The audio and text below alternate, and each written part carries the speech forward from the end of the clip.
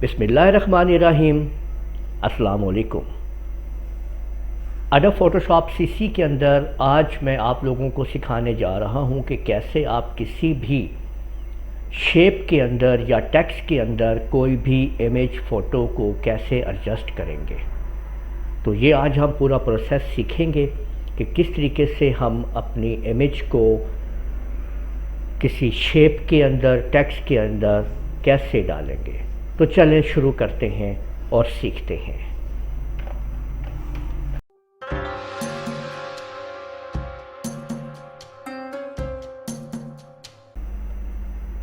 अब सबसे पहले आप लोग एक न्यू फाइल बना के उसके ऊपर एक नई लेयर बना लें आप लोग।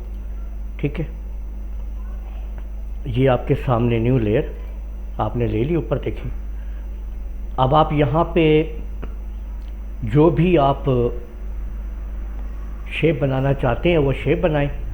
ठीक है, पहले हम ये आपके सामने राउंडेड रेक्टेंगल ले लेते हैं, ये देखें। ठीक है, ये शेप बना दी है मैंने इसके अंदर, देखें ठीक हो गई है, ये शेप आ चुकी है।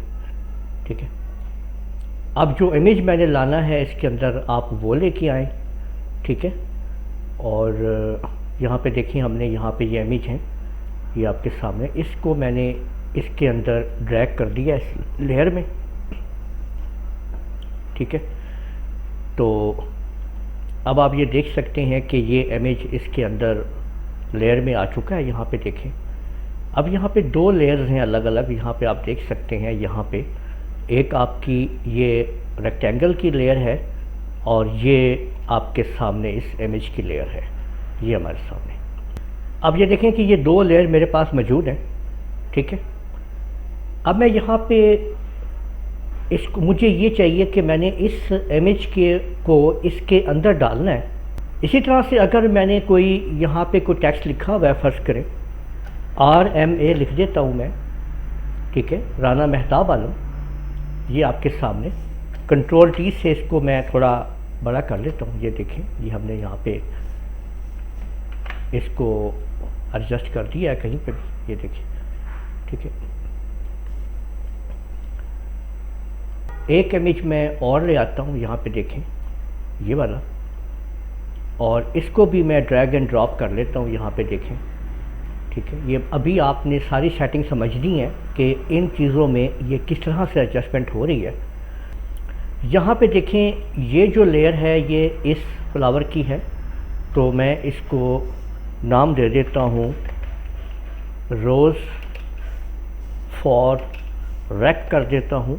ठीक है, रोज़ फॉर रेक्ट यानी कि रोज़ फॉर रेक्टेंगल। ठीक है, ये रोज़ फॉर रेक्टेंगल हमने ऐड करना है और इसको मैं डबल क्लिक करके नाम दे रहा हूँ। ये देखें कि ये वाला स्टेम जो आपके सामने ये है। ठीक है, और इसको मैं नाम दे देता हूँ यहाँ पे रोज़ फॉर RMA। ठीक है, अब ये हमने इसको RMA के लिए इसको हमने चूज़ करना है, यानी इसको इसके ऊपर रखना है आपने। ठीक है, अभी ये सारी सेटिंग्स हम यहाँ पे करेंगे। ये आपने समझनी है कि किस तरीके से ये हर शेप अपनी अपनी जगह पे चली जाएगी। और यहाँ पे हम एक कस्टम शेप भी ले लेते हैं, ये देखें, और यहाँ से हम ये वाला फ्लावर बनाते हैं। ठीक है, इसी को ले लेते हैं, माउस का लेफ़्ट बटन को होल्ड करके आप ड्रैग करेंगे तो ये फ्लावर आपके सामने बन जाएगा। और अब इसके लिए अब हम एक इमेज और ले लेते हैं, यहाँ से देखें ये मैंने ले लिया और इसको मैं इसमें एडजस्ट कर देता हूँ, ये देखें। ठीक है, ये मैंने ये वाला इमेज मैंने इसमें डालना है। तो ये जो लेयर आई है आपके सामने, ये वाली इमेज जो है, ये मैं ले रहा हूँ रोज़ फॉर फ्लावर। ठीक है, रोज़ फॉर, इस फ्लावर के लिए मैं इस रोज़ को डाल रहा हूँ कि मैंने इसके अंदर इसको रोज़ को डाल देना है। ठीक है, तो ये मैंने ये कर लिया। अब ये जो शेप मेरे सामने आई है, ये वाली शेप 1 जो है, ये असल में फ्लावर शेप है। ठीक है, बेहतर होता है कि आप अपने हर चीज़ को नाम दे देंगे तो आपको इससे पता चल जाएगा कि आपने क्या चीज़ कैसे बनाई हुई है। अब देखिए ये तमाम सेटिंग हमने कर ली है। अब आप लोगों को नेक्स्ट सेटिंग जो है वो ये करनी है कि हर लेयर जो है, यानी जैसे ये आरएम में हमने टेक्स्ट लिखा हुआ है और इसके ऊपर अब हमने ये देखें ना, ये रोज़ फॉर आरएम में आपको नज़र आ रहा है, यहाँ पे देखें इस रोज़ फॉर आरएम को इसके आपने ऊपर ले जाना है, ठीक है, इस तरीके से। अब ये जैसे ये देखें फ्लावर और रोज़ फॉर फ्लावर, ये रेक्टेंगल और रोज़ फॉर रेक्टेंगल, ठीक है, इस तरह से आपने सेटिंग कर लेनी है।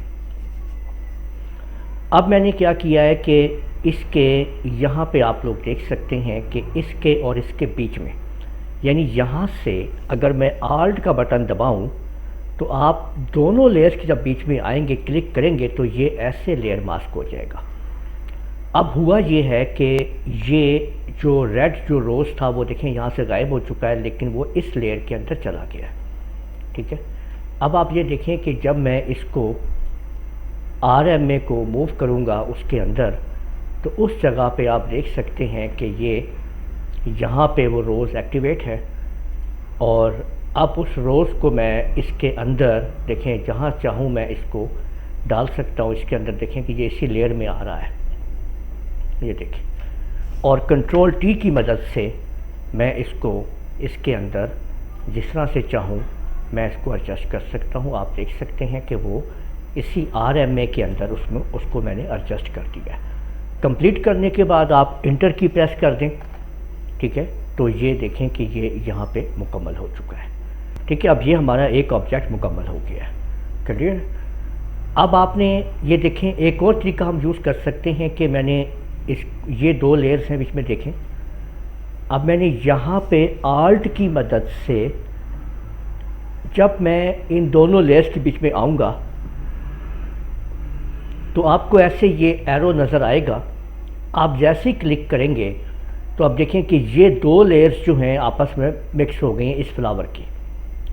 अब मैंने क्या किया है कि इस फ्लावर पे क्लिक किया है और इसको देखें कि मैं यहाँ पे मूव कर रहा हूँ कि ये जिस जगह पे ये लेयर मौजूद है मेरी, ठीक है, ये देख सकते हैं आप। मैं इसके अंदर उसको मैं एडजस्ट कर देता हूँ, तो वो देखें इसी के अंदर ही एडजस्ट हो रहा है फ्लावर। इंटर की प्रेस कर दें तो पहले हमने आल्ट कंट्रोल G को प्रेस करके फिर हमने इस पे आल्ट की मदद से लेयर के बीच में सेलेक्ट किया, यानी क्लिक किया, तो ये काम हो गया।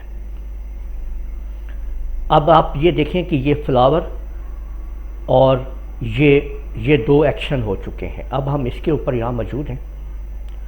अब आप लोग तीसरा जो यहाँ पे आप काम कर सकते हैं कि आप इधर लेयर पे आएंगे और लेयर के ऊपर है ये क्रिएट क्लिपिंग मास्क, आप इसके ऊपर क्लिक कर देंगे तो आप ये देखें कि ये क्लिपिंग मास्क भी तैयार हो चुका है, ये वाला देखें। और अब मैं इसको देखें, इसको ये जो मेरे पास बैकग्राउंड लेयर है इसको मैं यहाँ पे ये देखें कि ये इसके अंदर आ रही है, ठीक है, इस तरह मैंने इसको कर लिया, ठीक है, ये यहाँ पे है, ठीक है। या ये जो फ्लावर है इसको मैं यहाँ से इसके अंदर ले जाता हूँ इस जगह पे और कंट्रोल T के ज़रिए मैं इसको यहाँ पे एडजस्ट कर लेता हूँ इस तरीके से, ठीक है, और इंटर प्रेस कर देते हैं। तो अब ये देख सकते हैं कि ये सारे के सारे मैंने अलग अलग तैयार कर लिए, ठीक है। अब अगर मैं इनको एक ऑब्जेक्ट बनाना चाहता हूँ तो मैंने देखें इसको क्लिक किया और शिफ्ट के साथ मैंने इसको क्लिक किया और मैंने अब कंट्रोल E प्रेस कर दिया है, तो आप देख सकते हैं कि ये एक ऑब्जेक्ट बन चुका है, मुकम्मल एक ऑब्जेक्ट है, ठीक है, ये एक ऑब्जेक्ट बन गया है। इसी तरह से मैंने इसको क्लिक किया, शिफ्ट के साथ ये क्लिक किया और कंट्रोल E प्रेस कर दिया, ठीक है, ये देखें। अब दूसरा ऑब्जेक्ट भी हमने देखें तैयार कर लिया, ठीक है, ये देखें आप, ये तैयार हो गया, ठीक है। अब ये देखें ये तैयार है, ठीक है। अब इसकी बात करते हैं तो देखें ये अलग अलग इसमें चीज़ें हैं, तो इसको भी वही करेंगे हम कि हमने इसको देखें यहाँ पे ये रोज़ फॉर रेक्टेंगल है, इसको हमने लिया और शिफ्ट के साथ इस रेक्टेंगल को लिया और हमने कंट्रोल के साथ E कर दिया है, तो ये मर्ज हो गई हैं दोनों। अब ये देखें एक ऑब्जेक्ट बन चुका है और ये सारा का सारा ऑब्जेक्ट जो है वो इस बैकग्राउंड पे मौजूद है। ये जो बैकग्राउंड है यहाँ पे ये आपके सामने, ठीक है।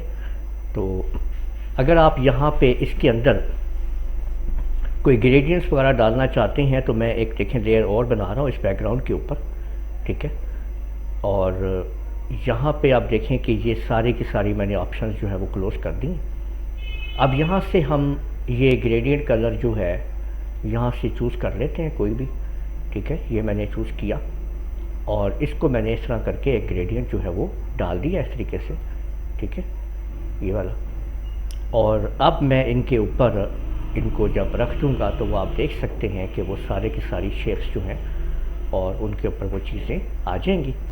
और इसको मैंने सेलेक्ट किया और इसको मैंने ऊपर मूव कर दिया, ठीक है। इसको मैंने सेलेक्ट किया कंट्रोल के साथ, ये इसको क्लिक किया कंट्रोल के साथ, ये कर दिया, ठीक हो गया। तो इस तरीके से हमने ये आपके सामने नाम वगैरह, नाम के अंदर, फ्लावर के अंदर और किसी भी शेप के अंदर कोई भी इमेज ला हमने उसको लाए और उसको एडजस्ट किया है। उम्मीद है आप लोगों को ये वीडियो पसंद आई होगी। इस वीडियो को आप लोग लाइक कीजिए, शेयर कीजिए, कमेंट करना ना भूलिएगा। और अगर आप लोगों ने अभी तक मेरा चैनल सब्सक्राइब कर लीजिए, साथ ही बेल आइकन को भी क्लिक कर लिया करें ताकि आप लोगों को आने वाली मेरी तमाम वीडियोस बर वक्त मिल सकें। इजाज़त दीजिएगा, अल्लाह हाफिज़।